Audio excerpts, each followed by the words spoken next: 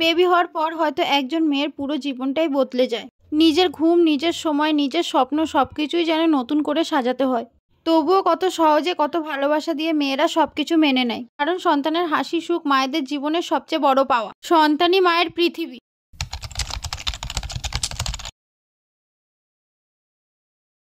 Hello everyone, আজকে আবারও চলে এলাম তোমাদের কাছে ত্রিশিকার দুষ্টু মিষ্টি ভিডিও নিয়ে। আজকের দিনটা শুরু হলো তোমাদের ছোট্ট ত্রিশিকার স্নানের আয়োজন নিয়ে। ভেবেছিলাম জানো তো ত্রিশিকাকে একটু শান্তিতে স্নান করাবো, কিন্তু ত্রিশিকা যেই জল পেয়েছে ব্যাস ওর প্ল্যান তো আলাদাই হয়ে গেছে।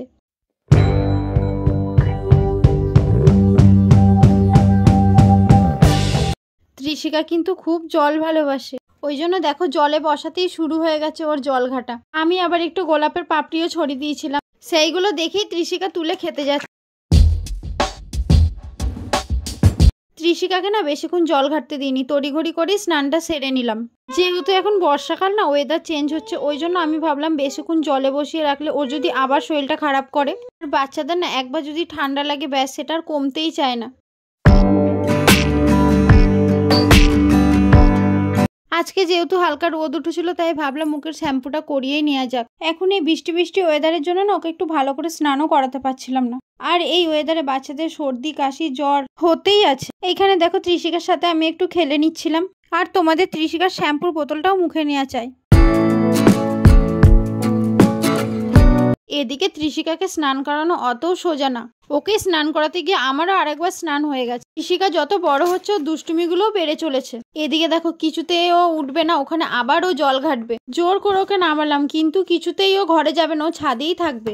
তাই এখানে আমি ওকে বলছিলাম চলো আমরা একটু হাঁটি হাঁটি পা পা করি। জানো তোমাদের ত্রিশিকা রানী এখন এক পা দুপা করে হাঁটতে পারে।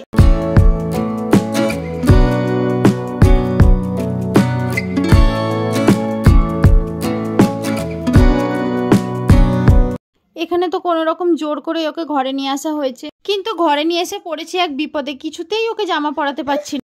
এইদিকে আমাদের একটা আবার নেমন্তন্ন আছে, তাই তাড়াতাড়ি করে ত্রিশিকাকে রেডি করাবো, কিন্তু ত্রিশিকা তো কিছুতেই রেডি হতে চাইছে না। তাই কিছুটা জোর করেই ওকে রেডি করালাম।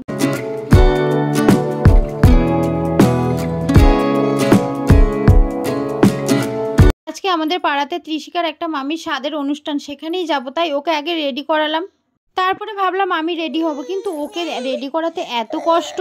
আজ গরমটা একটু বেশি বলে ত্রিশিকাকে একটা পাতলা দেখে সুতির জামায় পরিয়েছি।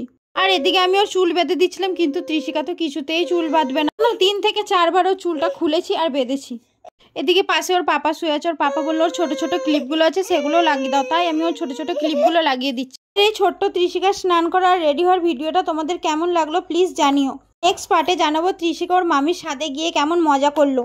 আজকের মতো টাটা, তোমরা সুস্থ থেকো, ভালো থেকো, লাইক কমেন্ট অ্যান্ড সাবস্ক্রাইব করতে ভুলো না যেন। আর তোমাদের ছোট্ট ত্রিশিকার পাশে থেকো।